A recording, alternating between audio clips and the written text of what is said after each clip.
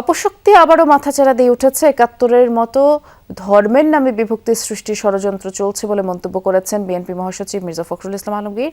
দুপুরে diploma engineers ইনস্টিটিউটে বুদ্ধিজীবী দিবস উপলক্ষে মুক্তিযোদ্ধা দলের আলোচনা সভায় তিনি বলেছেন, গণতন্ত্রের আকাঙ্ক্ষা বাস্তবায়নের পথে এখনও চক্রান্ত চলছে। জনগণের ঐক্য দিয়ে নির্বাচনের মধ্য দিয়ে গণতান্ত্রিক বাংলাদেশ নির্মাণ করতে হবে বলে জানান তিনি।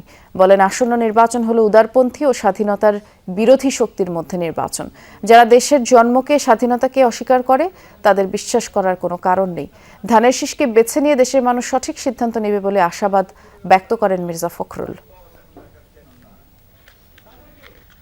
লড়াই করেছি, যুদ্ধ করেছি, এই দেশে একটা স্বাধীন ভূখণ্ড এনে দেওয়া হয়েছে, যার ফলে আমরা এখানে বেঁচে আছি, টিকে আছি এই ভূখণ্ডে।